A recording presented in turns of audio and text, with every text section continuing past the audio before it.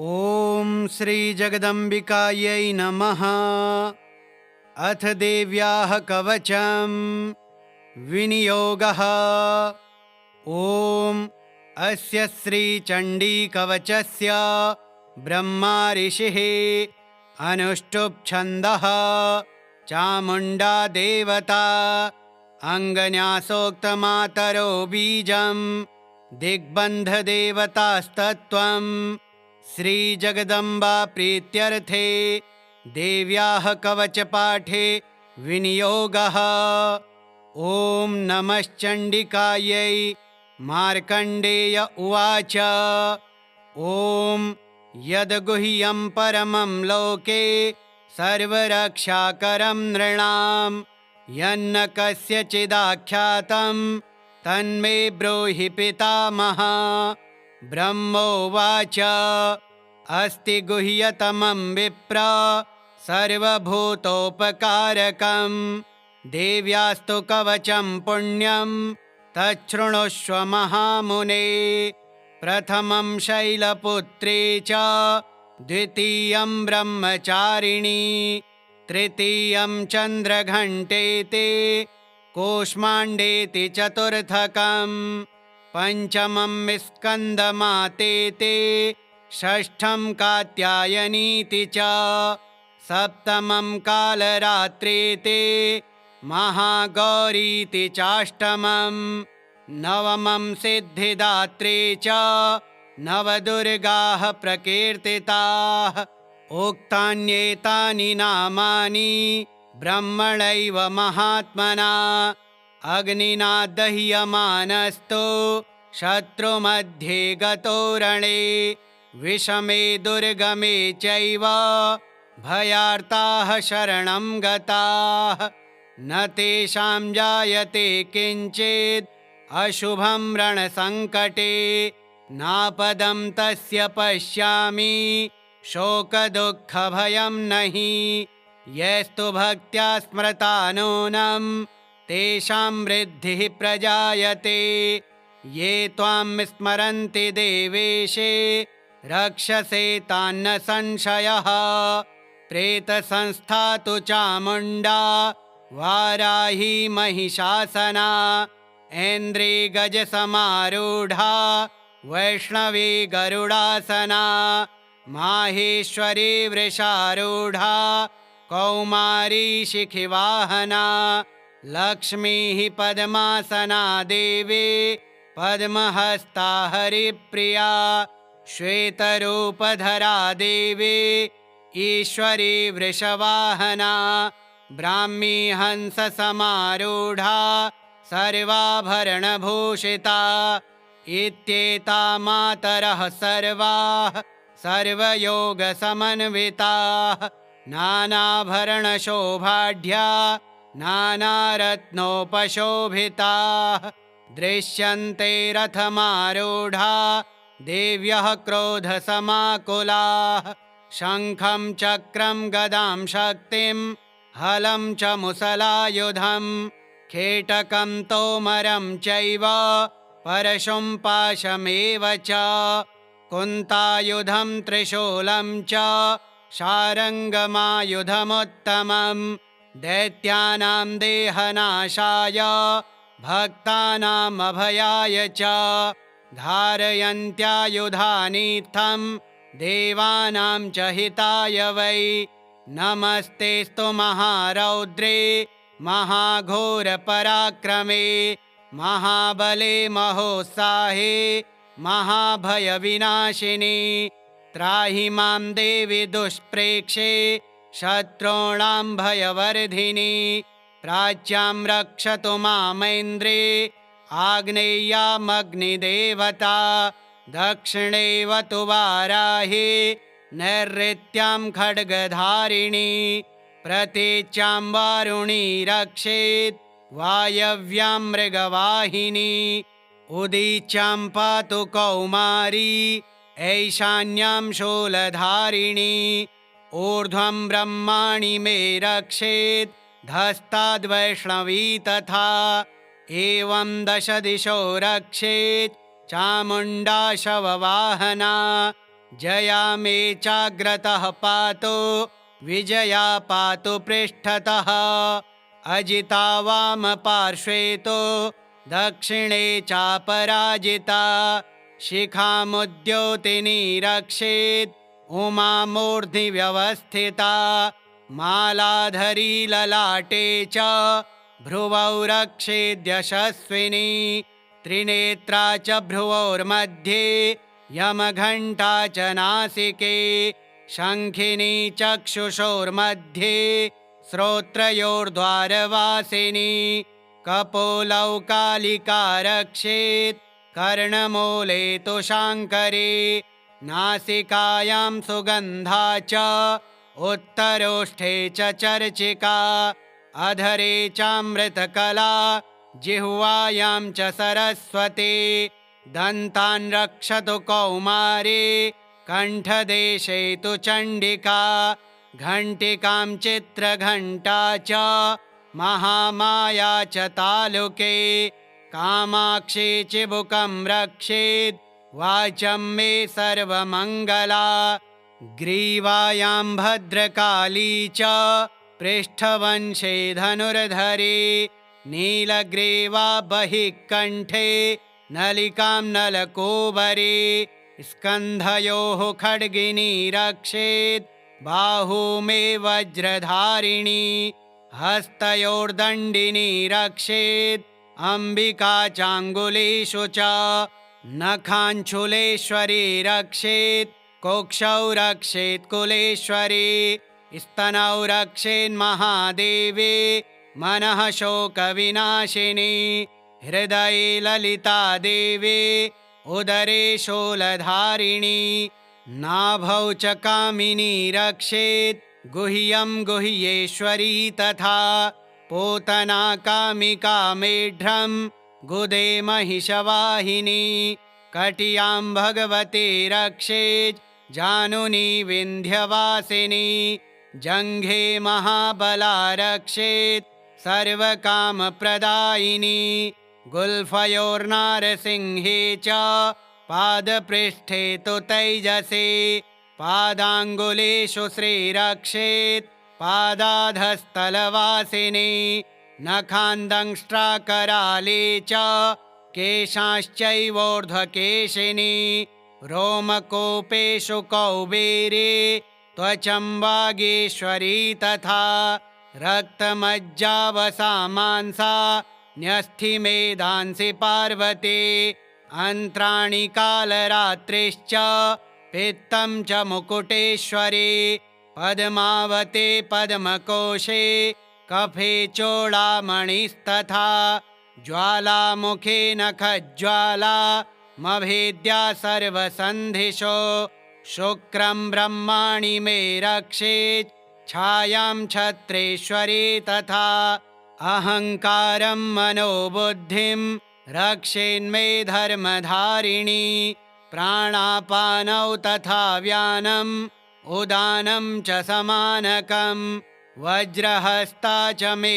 रक्षेत् प्राणं कल्याणशोभना रसे रूपे च गन्धे च शब्दे स्पर्शे च योगिनी सत्त्वं रजस्तमश्चैव रक्षेन्नारायणी सदा आयु रक्षतु वाराही धर्मं रक्षतु वैष्णवी यशः कीर्तिं च लक्ष्मीं च धनं विद्यां च चक्रिणी गोत्रमिन्द्राणि मे रक्षेत् पशून् मे रक्ष चण्डिके पुत्रान् रक्षेन्महालक्ष्मीर्भार्यां रक्षतु भैरवी पन्थानं सुपथा रक्षेन् मार्गं क्षेमकरी तथा राजद्वारे महालक्ष्मीर्विजया सर्वतः स्थिता रक्षाहीनं तु यस्थानं वर्जितं कवचेन तु तत्सर्वं रक्ष मे देवी जयन्ते पापनाशिनी पदमेकं न गच्छेत्तो यदेच्छेच्छुभमात्मनः कवचेनावृतो नित्यं यत्र यत्रैव गच्छति तत्र तत्रार्थलाभश्च विजयः सार्वकामिकः यं यं चिन्तयते कामं तं तं प्राप्नोति निश्चितं परमैश्वर्यमतुलं प्राप्स्यते भूतले पुमान् निर्भयो जायते मर्त्यः संग्रामेष्वपराजितः त्रैलोक्ये तु भवेत् पूज्यः कवचेनावृतः पुमान् इदं तु देव्याः कवचं देवानामपि दुर्लभं यः पठेत् प्रयतो नित्यं त्रिसन्ध्यं श्रद्धयान्वितः दैवी कला भवेत् तस्य त्रैलोक्येष्वपराजितः जीवेद्वर्षशतं साग्रमपमृत्युविवर्जितः नश्यन्ति व्याधयः सर्वे लोताविस्फोटकादयः स्थावरं जङ्गमं चैव कृत्रिमं चापि यद्विषम् अभिचाराणि सर्वाणि मन्त्रयन्त्राणि भूतले भूचराः खेचराश्चैव जलजाश्चोपदेशिकाः सहजा कुलजा माला डाकिनी शाकिनी तथा अन्तरिक्षचरा घोरा डाकिन्यश्च महाबलाः ग्रहभूतपिशाचाश्च यक्षगन्धर्वराक्षसाः ब्रह्मराक्षसवेतालाः कूष्माण्डाभैरवादयः नश्यन्ति दर्शनात् तस्य कवचे हृदि संस्थिते मानोन्नतिर्भवेद्राज्ञस्तेजो वृद्धिकरं परं यशसा वर्धते सोऽपि कीर्तिमण्डितभूतले जपे सप्तशतीं चण्डीं कृत्वा तु कवचं पुरा यावद् भूमण्डलं धत्ते सशैलवनकाननं तावत् तिष्ठति मेदिन्यां सन्ततिः पुत्रपौत्रिके देहान्ते परमं स्थानं यः सुरैरपि दुर्लभं प्राप्नोति पुरुषो नित्यं महामायाप्रसादतः लभते परमं रूपं शिवेन सह मोदते। ॐ श्रीदेव्याः कवचं श्रीदुर्गार्पणमस्तु। ॐ श्रीदुर्गायै नमः। अथार्गलास्तोत्रं विनियोगः। ॐ अस्य श्री अर्गलास्तोत्रमन्त्रस्य विष्णुर्ऋषिः अनुष्टुप् छन्दः श्रीमहालक्ष्मीर्देवता श्रीजगदम्बा प्रीतये अर्गलास्तोत्रपाठे विनियोगः। ॐ नमश्चण्डिकायै। मार्कण्डेय उवाच ॐ जयन्ती मङ्गलाकाली भद्रकाली कपालिनी दुर्गा क्षमा शिवा धात्री स्वाहा स्वधा नमोऽस्तु ते। जय त्वं देवी चामुण्डे जय भूतार्तिहारिणी जय सर्वगते देवे कालरात्रि नमोऽस्तु ते। मधुकैटभविद्रा विविधात्रिवरदे नमः। रूपं देहि जयं देहि यशो देहि दिशो जहि महिषासुरनिर्नाशे भक्तानां सुखदे नमः। रूपं देहि जयं देहि यशो देहि दिशो जहि रक्तबीजवधे देवे चण्डमुण्डविनाशिनी रूपं देहि जयं देहि यशो देहि दिशो जहि शुम्भस्यैव निशुम्भस्य धूम्राक्षस्य च मर्दिनी रूपं देहि जयं देहि यशो देहि दिशो जहि वन्दिताङ्घ्रियुगे देवे सर्वसौभाग्यदायिनी रूपं देहि जयं देहि यशो देहि दिशो जहि अचिन्त्यरूपचरिते सर्वशत्रुविनाशिनी रूपं देहि जयं देहि यशो देहि दिशो जहि न तेभ्यः सर्वदा भक्त्या चण्डिके दुरितापहे। रूपं देहि जयं देहि यशो देहि दिशो जहि। स्तुवद्भ्यो भक्तिपूर्वं त्वां चण्डिके व्याधिनाशिनी। रूपं देहि जयं देहि यशो देहि दिशो जहि। चण्डिके सततं ये त्वामर्चयन्तीह भक्तितः। रूपं देहि जयं देहि यशो देहि दिशो जहि। देहि सौभाग्यमारोग्यं देहि मे परमं सुखं। रूपं देहि जयं देहि यशो देहि दिशो जहि। विधेहि द्विषतां नाशं विधेहि बलमुच्चकैः। रूपं देहि जयं देहि यशो देहि दिशो जहि। विधेहि देवि कल्याणं विधेहि परमां श्रियं। रूपं देहि जयं देहि यशो देहि दिशो जहि। सुरासुरशिरोरत्ना निघ्रिष्टचरणेऽम्बिके। रूपं देहि जयं देहि यशो देहि दिशो जहि। विद्यावन्तं यशस्वन्तं लक्ष्मीवन्तं जनं कुरु। रूपं देहि जयं देहि यशो देहि दिशो जहि। प्रचण्डदैत्यदर्पघ्ने चण्डिके प्रणताय मे। रूपं देहि जयं देहि यशो देहि दिशो जहि। चतुर्भुजे चतुर्वक्त्रा संस्तुते परमेश्वरे। रूपं देहि जयं देहि यशो देहि दिशो जहि। कृष्णेन संस्तुते देवे श्वश्वद्भक्त्या सदाम्बिके। रूपं देहि जयं देहि यशो देहि दिशो जहि। हिमाचलसुतानाथ संस्तुते परमेश्वरे। रूपं देहि जयं देहि यशो देहि दिशो जहि। इन्द्राणीपतिसद्भावा पूजिते परमेश्वरे। रूपं देहि जयं देहि यशो देहि दिशो जहि। देवि प्रचण्डदुर्दण्डा दैत्यदर्पविनाशिनी। रूपं देहि जयं देहि यशो देहि दिशो जहि। देवि भक्तजनोद्दाम दत्तानन्दोदयेऽम्बिके।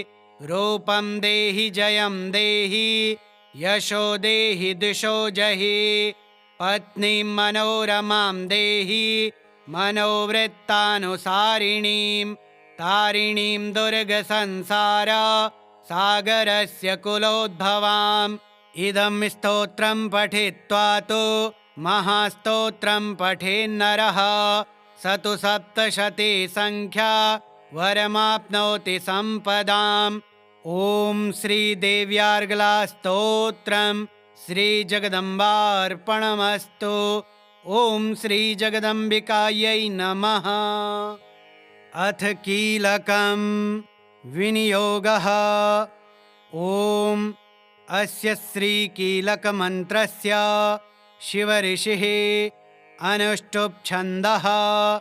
श्रीमहासरस्वती देवता श्रीजगदम्बा प्रीत्यर्थं कीलकपाठे विनियोगः। ॐ नमश्चण्डिकायै। मार्कण्डेय उवाच। ॐ विशुद्धज्ञानदेहाय त्रिवेदी दिव्यचक्षुषे श्रेयः प्राप्तिनिमित्ताय नमः सोमार्धधारिणे।